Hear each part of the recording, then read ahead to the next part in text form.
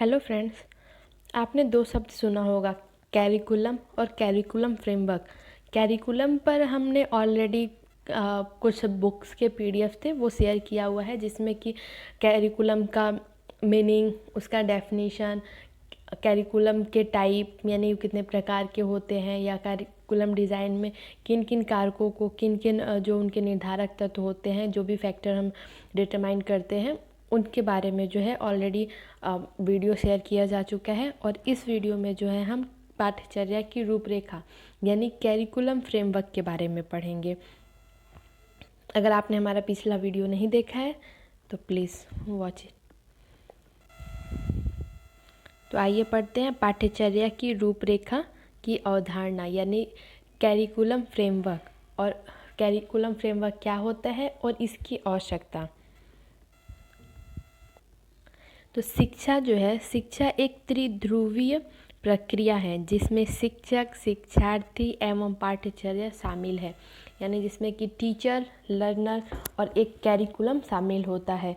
यूँ तो शिक्षण प्रक्रिया के ये तीनों ध्रुव महत्वपूर्ण हैं, लेकिन इन तीनों में पाठ्यचर्या सर्वाधिक महत्वपूर्ण है, क्योंकि समस्त शिक्षण प्रक्रिया इसी पाठ्यचर्या रूपी ध्रुव के चारों तरफ चक्कर काटती है। अतः विद्यार्थियों को पाठ्यचर्या के संदर्भ में जानकारी होना आवश्यक है। पुनः पाठ्यचर्या निर्माण एक जटिल प्रक्रिया है। इसके अंतर्गत कई सारी उप प्रक्रियाएँ शामिल हैं, जिसमें पाठ्यचर्या की रूपरेखा भी है, जिसके विषय में विद्यार्थी एवं शिक्षक दोनों को महत्वपूर्ण जानकारी होना आवश्यक है। एक अच्छा पाठ्यचर्या ही शिक्षण प्रक्रिया को प्रभावी बनाता है। इसकी अवधारणा यानी कॉन्सेप्ट ऑफ कैरिकुलम फ्रेमवर्क। तो पाठ्यचर्या की रूपरेखा या प्रारूप शब्द अंग्रेजी भाषा के शब्द कैरिकुलम फ्रेमवर्क का हिंदी रूपांतरण है। पाठ्यचर्या शब्द दो शब्दों से मिलकर बना है, पाठ्य एवं चर्या। पाठ्य का अर्थ पढ़ने योग्य अथवा पढ़ाने योग्य, और चर्या का अर्थ होता है नियम पूर्वक अनुसरण। इस प्रकार पाठ्यचर्या का अर्थ हुआ पढ़ने या पढ़ाने योग्य यानी सिखाने योग्य विषय वस्तु एवं क्रियाओं का नियम पूर्वक अनुसरण करना। रूपरेखा का शाब्दिक अर्थ होता है किसी वस्तु, कार्य आदि को बनाने या करने से पहले तैयार की गई उसकी छोटी प्रतिकृति या ढांचा है, यानी वो एक ब्लूप्रिंट होता है।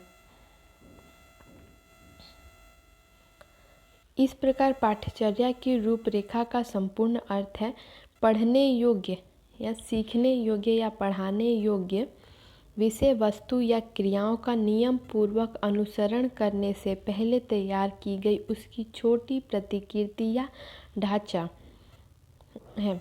इसके अंतर्गत जो है बालकों को क्या, क्यों और कैसे पढ़ाया जाए, इसी पर ध्यान केंद्रित कराने हेतु एक दस्तावेज होता है।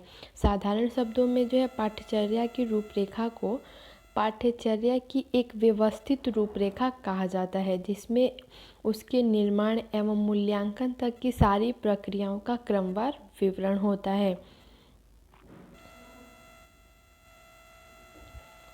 पाठ्यचर्या की रूपरेखा की परिभाषा। पाठ्यक्रम प्रणाली में स्थिरता।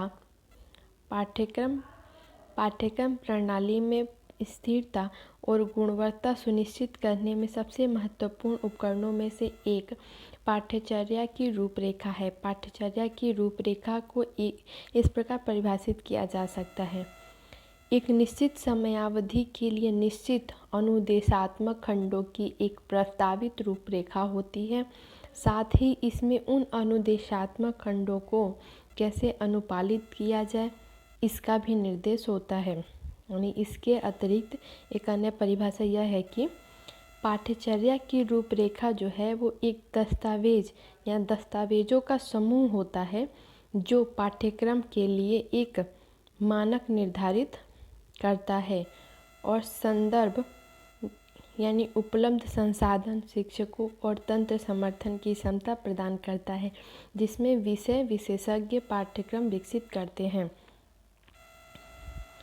यानी कैरिकुलम फ्रेमवर्क यानी पाठ्यचर्या रूपरेखा जो होती है वो जो हम कैरिकुलम बनाने जा रहे हैं उसका एक ब्लूप्रिंट होता है कि हम कैरिकुलम कैसे बनाएं।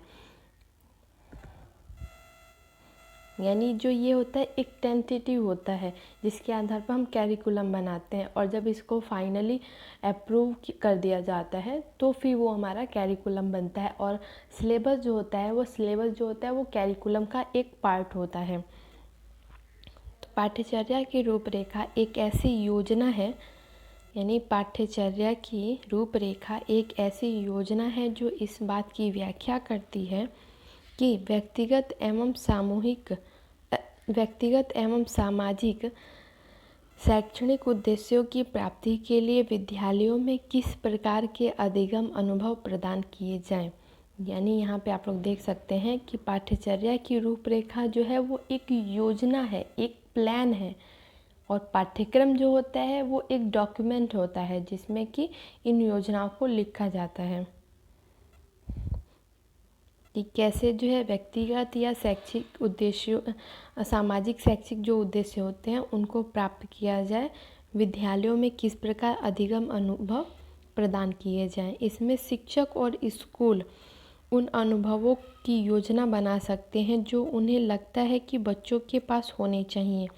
यह शैक्षिक उद्देश्य, शैक्षिक अनुभव, संगठन और शिक्षार्थी का आकलन जैसे 4 मुद्दों को संबोधित करता है।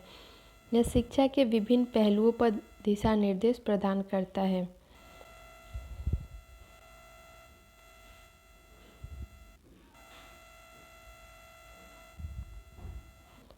पाठ्यचर्या की रूपरेखा क्या है? पाठ्यचर्या की रूपरेखा आमतौर पर एकल दस्तावेज होता है जिसमें रूपरेखा के विशिष्ट भागों के कार्यान्वयन का मार्गदर्शन करने के लिए अन्य सामग्री द्वारा पूरक किया जाता है। ये विद्यालय प्रणाली निजी विद्यालयों और कक्षा की आवश्यकताओं को संबोधित करते हुए एक वर्ष, विषय या शिक्षण क्षेत्र द्वारा अधिक विस्तृत निर्देश या मार्गदर्शन दे सकते हैं। इस दस्तावेज में पाठ्यक्रम, अध्ययन के कार्यक्रम, वर्ष की योजनाएं और पाठ योजनाएं शामिल हो सकती हैं।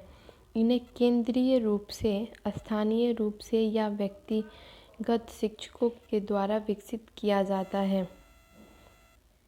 इन्हें समर्थन सामग्री या आधिकारिक दस्तावेजों की स्थिति में उपयोग किया जाना चाहिए। पाठ्यचर्या की रूपरेखा को संबंधित विषयों या विषयों के समूह के रूप में परिभाषित किया जा सकता है जो मानदंडों के पूर्व निर्धारित समूह के अनुसार एक साथ उपयुक्त होते हैं, उचित रूप से अध्ययन के क्षेत्र को सम्मिलित करता है। स्कूल उन्मुख पाठ्यक्रम ढांचे के उदाहरण में शामिल है। क्या शामिल है? विज्ञान को जीव विज्ञान, रसायन विज्ञान, भौतिक, भूविज्ञान आदि आते हैं।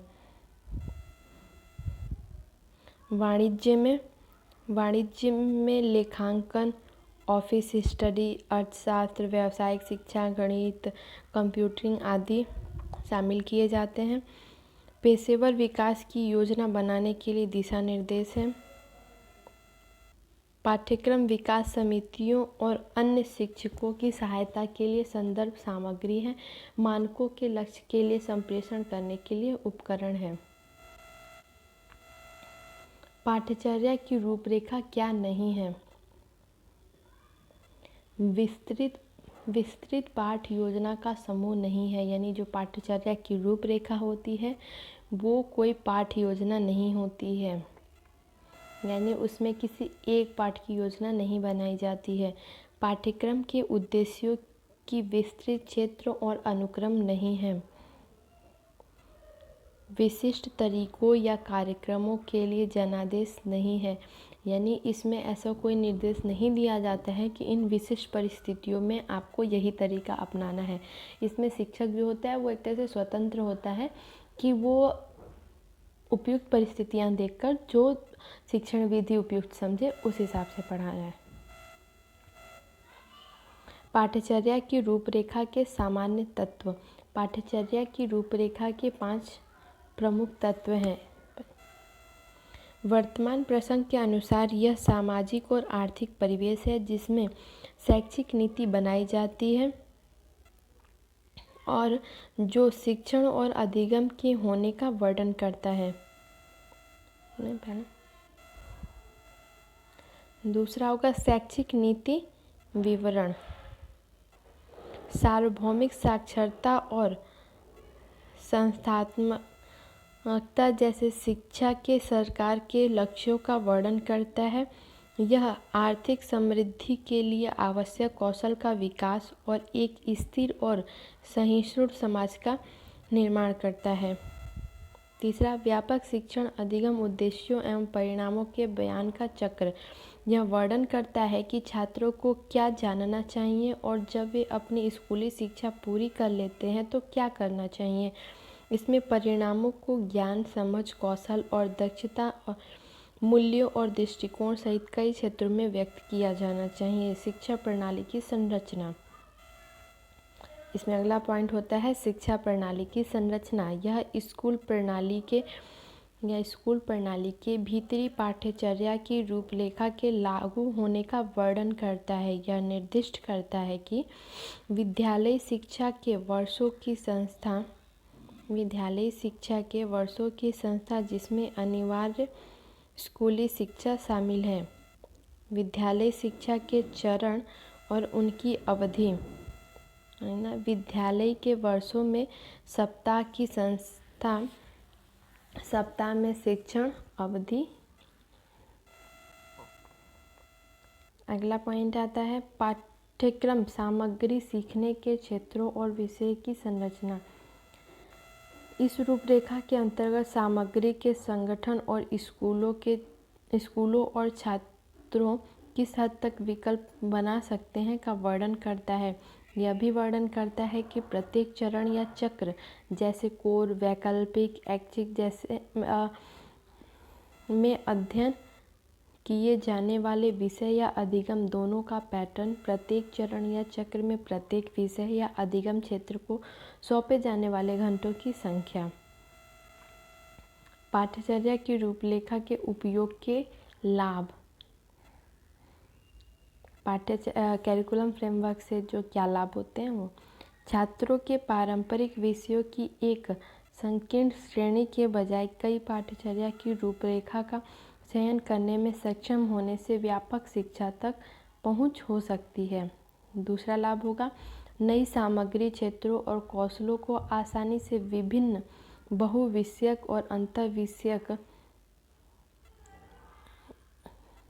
नई सामग्री, क्षेत्रों एवं कौशलों को आसानी से विभिन्न बहुविषयक और अंतर्विषयक विविधताओं सहित पाठ्यचर्या में समायोजित किया जा सकता है। इसकी हानि क्या होती है?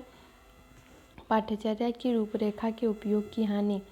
यदि रूपरेखा बहुत विस्तृत हो जाती है तो शिक्षकों के लिए यह निर्देश बन सकते हैं, ये अनुपालन का एक साधन बन सकते हैं और केंद्रीय शिक्षा अधिकारियों द्वारा नियंत्रण के साधन के रूप में उपयोग किए जा सकते हैं। एक अच्छा पाठ्यक्रम यानी कोई जो हमारी रूपरेखा है पाठ्यक्रम की, जो कैरिकुलम फ्रेमवर्क है वो हमारा अच्छा है या नहीं है, ये हम कैसे कह सकते हैं? इसमें निम्न गुण होते हैं तो यानी एक अच्छा पाठ्यक्रम प्रारूप जो है उद्देश्यपूर्ण होना चाहिए।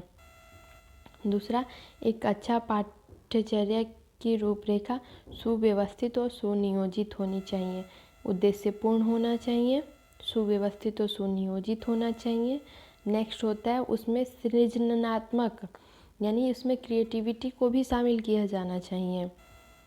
नेक्स्ट, फ्लेक्सिबल होना चाहिए यानी एक हमारा कैरिकुलम फ्रेमवर्क तब अच्छा माना जाता है जबकि उसमें फ्लेक्सिबिलिटी का भी गुण पाया जाए। आगे आप लोग पढ़ सकते हैं कि पाठ्यचर्या की रूपरेखा के बनाने के स्तर यानी पाठ्यचर्या की रूपरेखा आमतौर पर जो है राष्ट्रीय स्तर पर विकसित किया जाता है, लेकिन पाठ्यचर्या की रूपरेखा के रूप में देश के समूह द्वारा समान लक्ष्य और शैक्षिक वातावरण के साथ अंतर्राष्ट्रीय स्तर पर भी विकसित किया जा सकता है।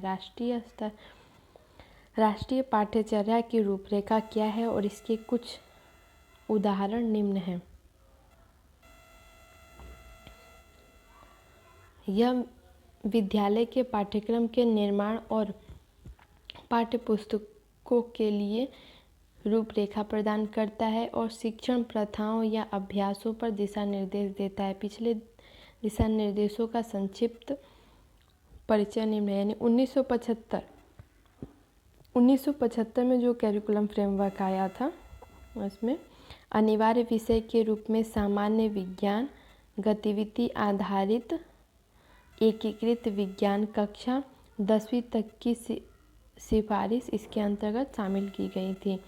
फिर 1988 में कैरिकुलम आया, फिर 2000, फिर 2005। आप लोगों ने NCF 2005 यानी ये 2005 में जो हमारा कैरिकुलम फ्रेमवर्क आया था वो पढ़ने के लिए बोला जाता है, तो वो भी इसमें आएगा, जिसमें कि जो है बोझ के बिना समझने, यानी इसमें रट्टू तोता बनने के लिए नहीं बोला गया था, उसमें तथ्यों को समझने के पर जोर दिया गया था। पाठ्यक्रम में कमी सहित उपयुक्त आयु अवधारणा पर ध्यान दिया गया था। अच्छा, ये जो पाठ्यक्रम की रूपरेखा है, कैरिकुलम फ्रेमवर्क है, इसकी आवश्यकता क्यों पड़ी? तो इनकी आवश्यकता क्यों पड़ी, यानी इन पाठ्यचर्या की रूपरेखा की क्या आवश्यकता है, इसको हम निम्न पॉइंट के द्वारा देख सकते हैं। पाठ्यचर्या की रूपरेखा की आवश्यकताओं को हम निम्न बिंदुओं में देख सकते हैं। इसमें पहला पॉइंट हमारा आएगा, यह ऐसे गुणों को विकसित करता है जिसमें बच्चों को सामाजिक रूप से प्रभावी और खुशहाल बनाने में विभिन्न सामाजिक समायोजनों जैसे कि मित्रता, सहयोग, आत्म अनुशासन, आत्मनियंत्रण, सामाजिक न्याय के लिए प्रेम आदि आते हैं। यह पूर्व व्यावसायिक कौशलों, कड़ी मेहनत करने की इच्छा, काम की गरिमा के नियम और नौकरी की संतुष्टि को विकसित करता है। यह पर्यावरण, इसके सीमित साधनों और आवश्यकताओं को समझने के लिए एवं प्राकृतिक संसाधनों और ऊर्जा के संरक्षण के लिए भी आवश्यक है। विभिन्न जीवन स्थितियों में सुंदरता की सराहना करने और खोजने की क्षमता तथा अपने व्यक्तित्व में एकीकृत करने का विकास करता है। कैरिकुलम फ्रेमवर्क जो है ज्ञान के वैज्ञानिक विधियों की जांच और समस्या समाधान के उपयोग के लिए विकसित किया जा सकता है। यह विद्यालयों और शिक्षकों की सुविधा के लिए सामग्री के विकल्प, शिक्षण और अधिगम सामग्री, शिक्षण शास्त्रों, मूल्यांकन आदि का स्कूल स्तर पर शिक्षण हेतु निर्णय लेने के लिए भी आवश्यक है। यह विद्यालयों और शिक्षकों को लचीलापन और योजना का स्वामित्व और वैकल्पिक पाठ्यक्रम साधनों उनकी विभिन्न आवश्यकताओं को पूरा करने के लिए विकसित किया जाता है। इसकी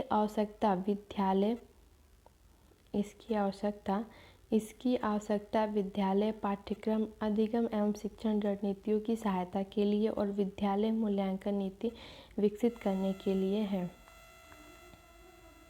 यह शिक्षकों को चिंतनशील व्यवसायी अभ्यासकर्ता बनने में मदद करता है जो स्वयं के अनुभवों से सीखते हैं। पाठ्यचर्या की रूपरेखा की आवश्यकता यह निर्धारित करने के लिए है कि छात्रों को क्या पता होना चाहिए, किन मूल्यों का ज्ञान और स्कूली शिक्षा के विभिन्न चरणों में कुछ करने में सक्षम हो। यह शिक्षकों को छात्र की प्रगति का आकलन यानी असेसमेंट करने के विचार और रणनीति प्रदान करता है। इस प्रकार हमने पाठ्यचर्या की रूपरेखा की अवधारणा और आवश्यकता को समझ लिया है। Thank you for watching this video.